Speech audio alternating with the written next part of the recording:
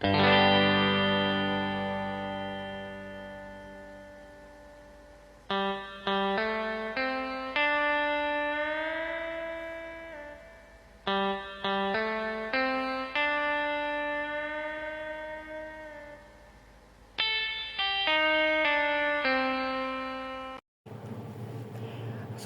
warahmatullahi wabarakatuh.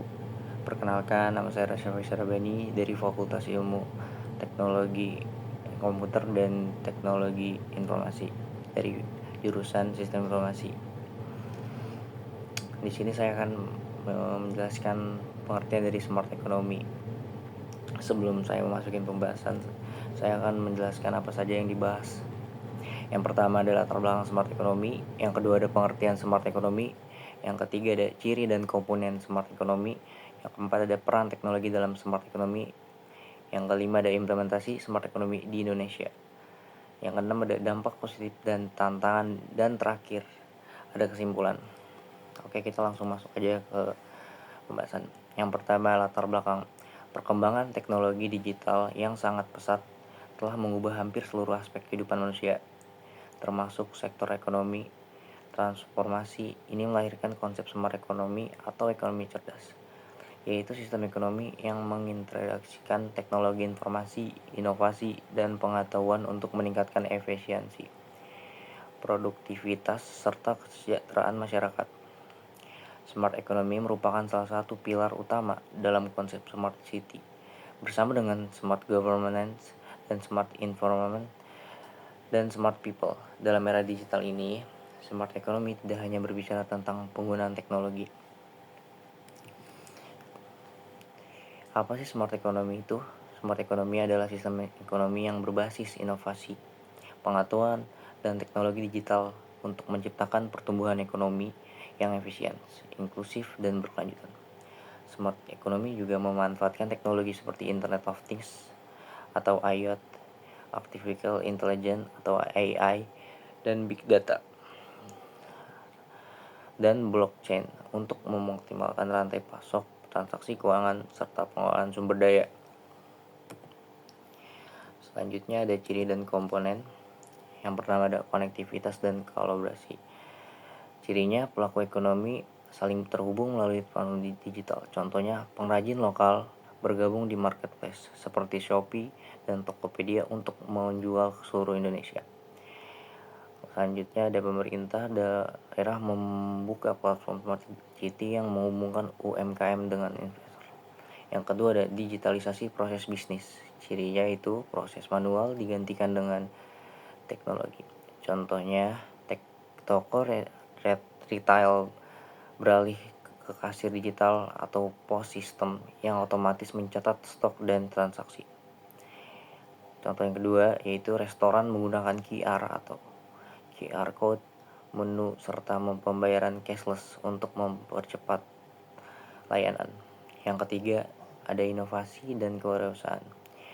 Cirinya menghasilkan ide dan produk baru yang memberi nilai tambah.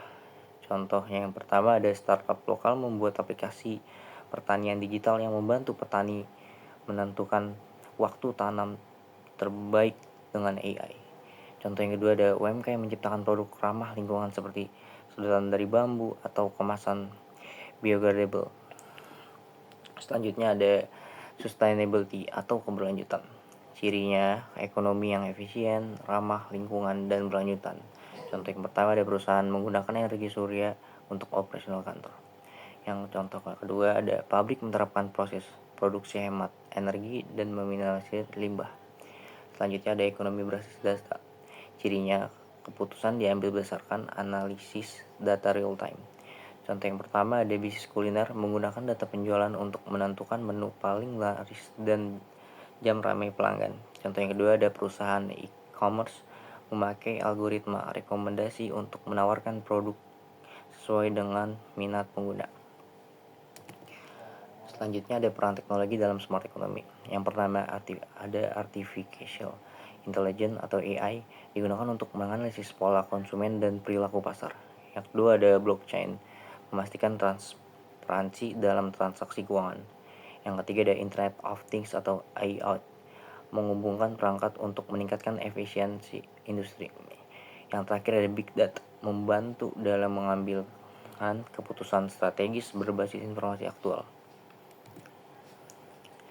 Selanjutnya ada implementasi smart economy di Indonesia. Pemerintah Indonesia telah meluncurkan berbagai program untuk mendorong ekonomi digital. Yang pertama ada gerakan 100 Smart City. Kementerian Kominfo program ini dilakukan untuk membantu 100 kabupaten dan kota di Indonesia mengembangkan konsep kota cerdas atau smart city yang mengintegrasikan teknologi digital dalam berbagai sektor seperti ekonomi, transportasi, dan layanan publik dan tata kota. Tujuan utama adalah meningkatkan kualitas hidup masyarakat serta efisiensi pemanfaatan sumber daya. Contoh implementasinya, yang pertama ada Smart City Jakarta, yang kedua ada mengembangkan e-parking, e-ticketing, Transjakarta, Jak Wifi gratis, dan aplikasi Jaki sebagai layanan publik integrasi. Selanjutnya ada contoh implementasi selanjutnya, yaitu yang pertama ada e-commerce, Tokopedia, Shopee, platform digital yang menghubungkan penjual dan pembeli secara online sehingga transaksi lebih cepat, murah, dan mudah dilakukan dari mana saja. Yang kedua ada pembayaran digital, yaitu QRIS, OVO, dan Dana. Transaksi dilakukan tanpa uang tunai, cukup menggunakan QR atau aplikasi. Ini membuat pembayaran lebih cepat, aman, dan tercatat otomatis. Yang ketiga ada transportasi online, yaitu Gojek dan Grab.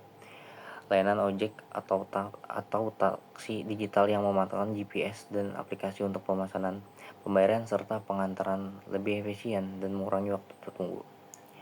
Yang terakhir ada fintech, pinjaman online dan investasi digital. Platform seperti Bibit, Ajaib, atau P2P Lending memberikan akses pinjaman dengan investasi lebih mudah, terutama bagi masyarakat yang sebelumnya sulit mengakses bank. Selanjutnya ada dampak positif dan tantangannya. Dampak positifnya, yang pertama ada meningkatkan efisien bisnis dan produktivitas kerja. Yang kedua, meningkatnya akses terhadap layanan digital. Yang ketiga, mendorong pertumbuhan wirausaha muda dan startup teknologi. Yang terakhir, ada peningkatan transparansi dan akuntabilitas dalam sektor publik dan swasta. Selanjutnya ada tantangannya. Yang pertama ada kesenjangan digital antar wilayah. Yang kedua ada keterbatasan sumber daya manusia atau SDM digital. Yang ketiga ada isu keamanan cyber dan pelindungan data pribadi. Yang terakhir ada ketergantungan pada infrastruktur teknologi yang masih belum merata. Selanjutnya yaitu pembahasan terakhir yaitu kesimpulan. Bisa juga bilang penutup.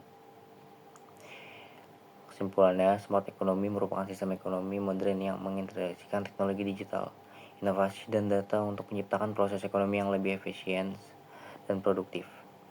Implementasinya terlihat pada e-commerce, pembayaran digital, transportasi online, serta berbagai kebijakan smart city yang meningkatkan akses dan kualitas layanan bagi masyarakat. Meskipun memberikan banyak dampak positif, smart economy masih menghadapi tantangan seperti kesenjangan digital, keamanan data, dan keterbatasan sumber daya manusia di bidang teknologi. Mungkin segini saja penjelasan dari saya. Kurang lebihnya mohon maaf. Assalamualaikum warahmatullahi wabarakatuh.